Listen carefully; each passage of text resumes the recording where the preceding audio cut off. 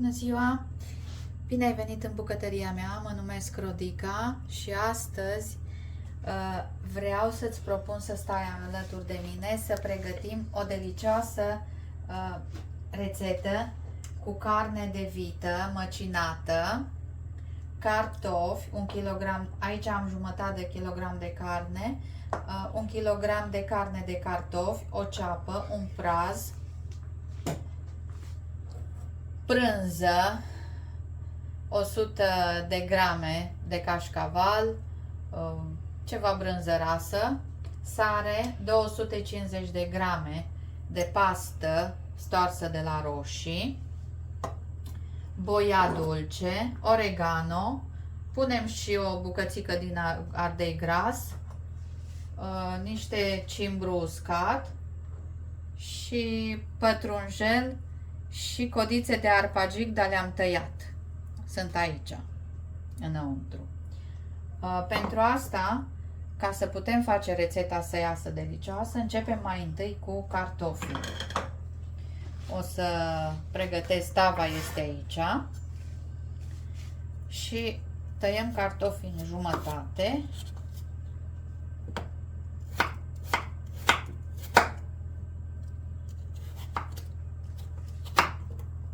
Așa mai groși și punem în tavă.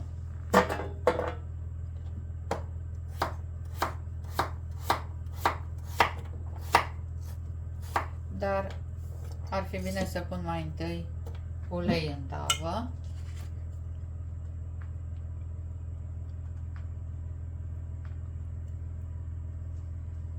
Am pus cuptorul la încălzit, să fie preîncălzit pe când punem cartofii înăuntru, că vom face cartofii în cuptor.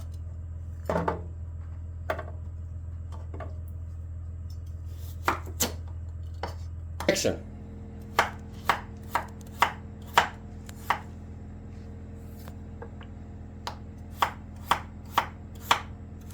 Am terminat de tăiat cartofii. Dacă ți se par prea mulți, o să vezi la sfârșit, poți să iei decizia dacă sunt prea mulți. Eu am pus mai puțin și nu a fost destul. Asezonăm cu sare,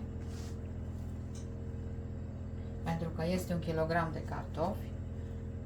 Pui sare cât dorești, poate îți place mai mult. Eu am de Himalaya, care nu este foarte sărată, dar nu ți-o recomand. Boia dulce, cam o linguriță și ceva, că trebuie să învelim cartofii. Și cu piper.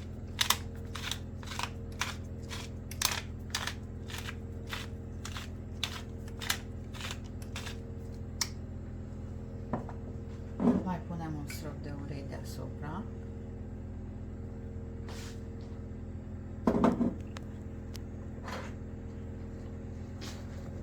Și încercăm să amestecăm cartofii până se fac roșii cu boia și cu ceea ce am pus.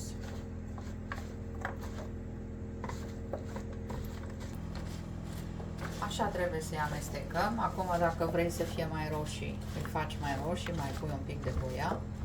Dacă nu, îi lași așa. Transferăm tava în cuptorul preîncălzit la 180-190 de grade pentru 20 de minute.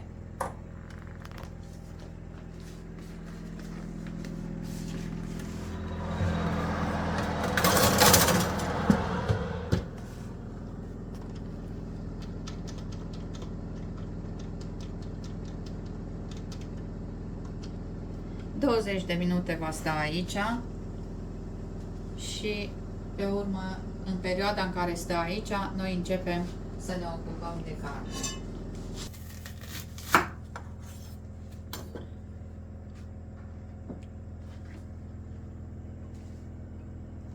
2-3 linguri de ulei.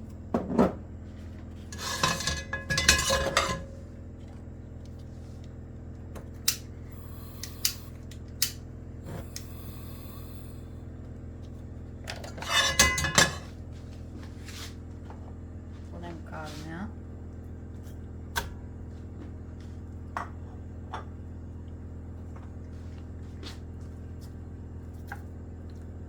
încălzească un pic tigaia, dar până atunci noi rupem cărnița.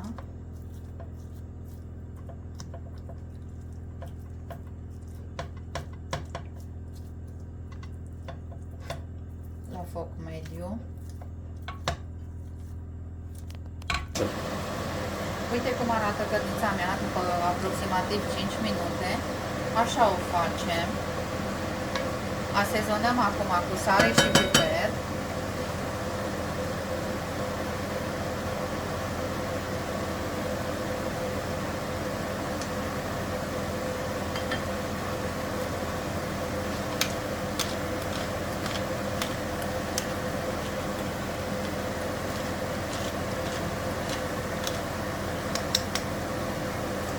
Focul este la minim, la medium, pardon.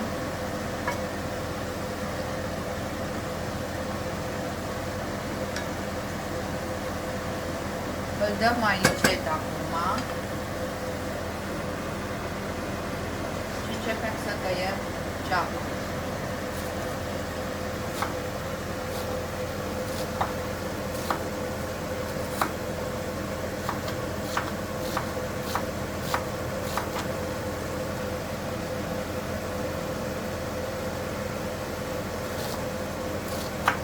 Ceapă mare tăiată și o punem peste carne.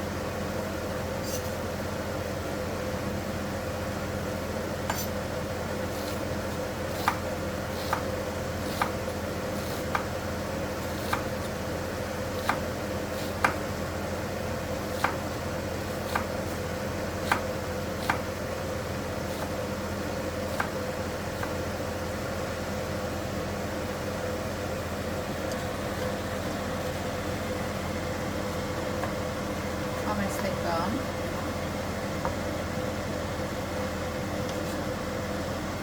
Așa cum am spus, am dat focul la minim sau înspre minim.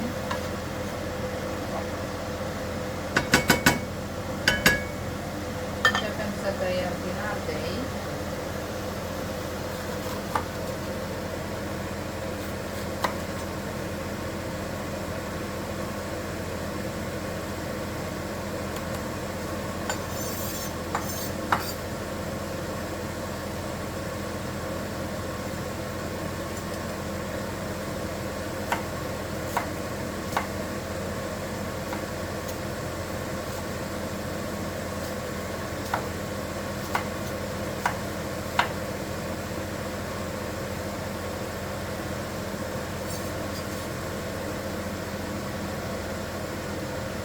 Punem ardeiul pentru gogoșarul, pentru gust și culoare. Îl tăiem tot așa mărunt.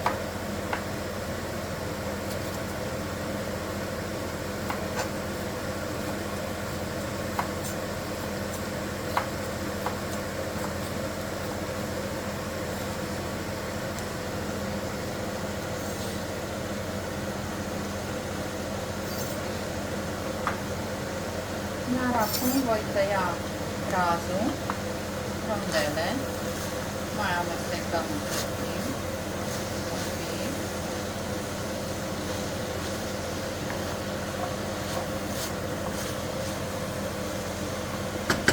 Ceapa trebuie să se înmoaie.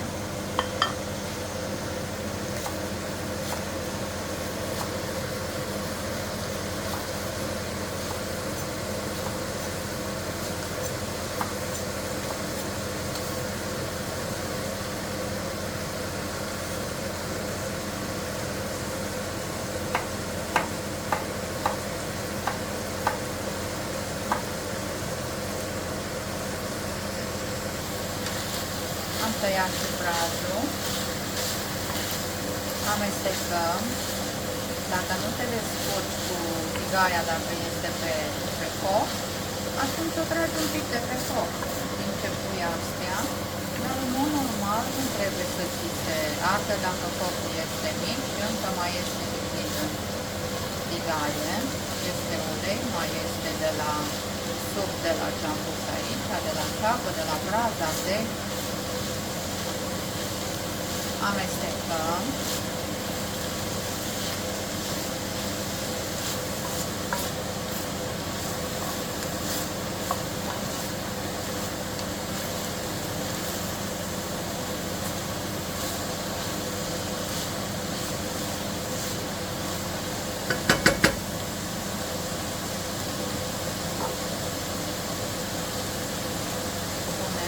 Pasta.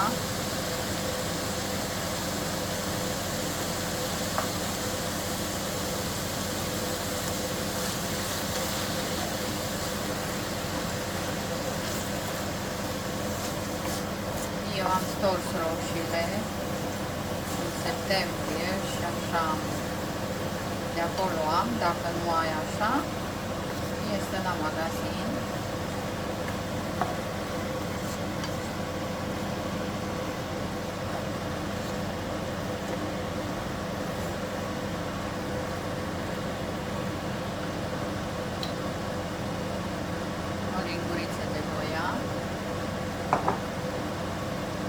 Oregano, o linguriță, dacă îți place mai mult, pui mai mult, cimbru, eu am uscat, dacă vrei să pui proaspăt, poți să pui proaspăt.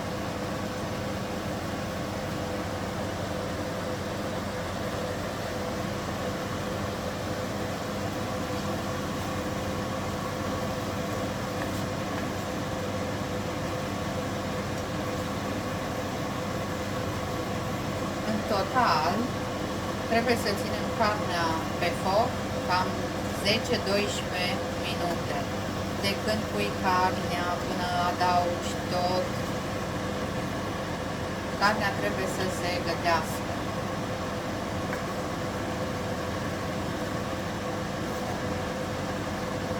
Dăm un pic focul mai tare. Cartofii încă nu sunt gata. I-am pus pentru 20 de minute.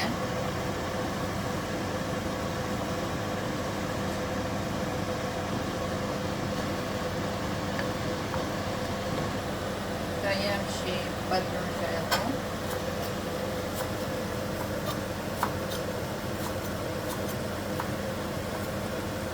Punem înăuntru.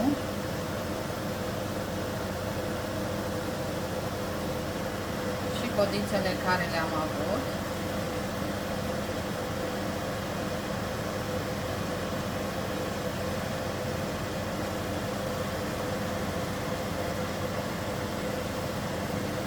De arpagic.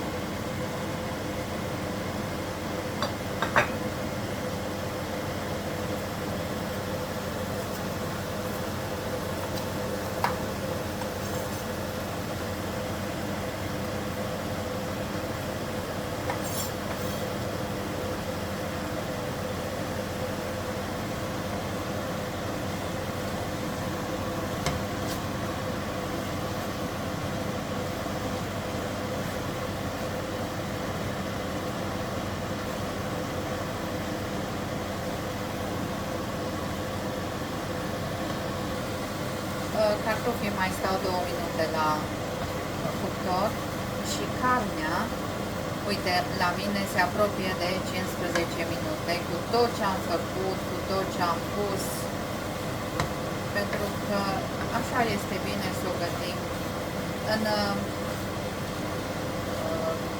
În comentarii poți să-mi lași dacă ai întrebări și când voi pune filmulețul, voi scrie acolo, în descriere, câte minute, tot ce am făcut, ca să nu ai surprize și probleme.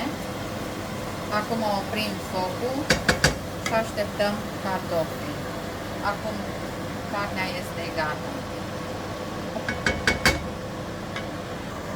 Așa arată cartofiorii, sper să-ți placă. sunt gătiți bine, pentru că acum voi pune carnea peste ei.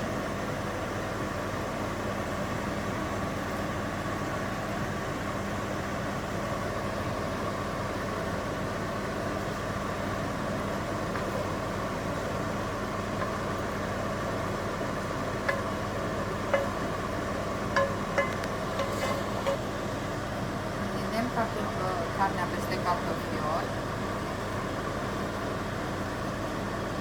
Încercăm să-i acoperim la cât se poate.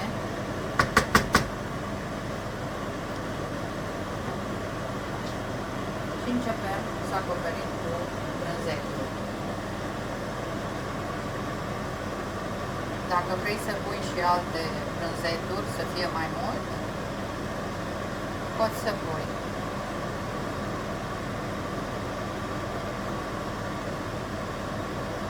Contează ce brânzeturi. Așa, iar acum o să dau pe răzătoarea mare. Asta lungă.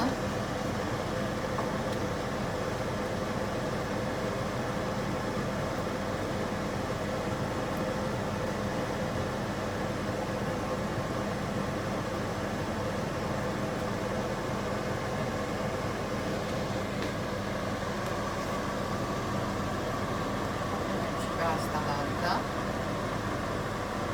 Așa cum am spus, dacă vrei mai mult, poți să pui mai mult. Și o punem înapoi în cuptor pentru vreo 10-12 minute sau până ce brânza poți să ții în cuptor până se rumenește sau până se topește brânza. O punem înapoi la cuptor pentru 10 minute la aceeași temperatură, 190-180 cu 10 minute. Uite, așa arată ce am făcut astăzi. Îți mulțumesc că ai stat alături de mine. Sper să-ți placă ce am pregătit. Dacă vrei mai multe brânzeturi, așa cum am spus, te rog, o să pui. Să scoatem acum ceva pe farfurie.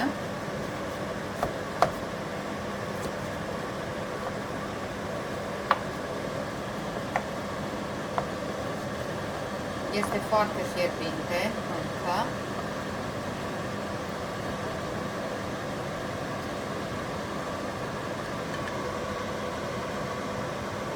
Așa arată. Eu am pus destui cartofi și este foarte delicios. Se servești cu cartofi, cu castraveți murați în saramură, așa i-am pus, sunt foarte buni, sunt delicioși. Și cu rețeta, dacă îți place rețeta mea, te rog să te abonezi la canalul meu, că nu costă, este gratis. Te aștept și la alte rețete. Îți doresc mult succes, îți doresc sărbători fericite și tot ce îți doresc să ți se împlinească și să faci rețete cât mai delicioase, poate mai bune decât ale mele, dar sper să-ți placă și ale mele. Îți mulțumesc frumos că ai stat alături de mine. Toate cele bune și o zi bună!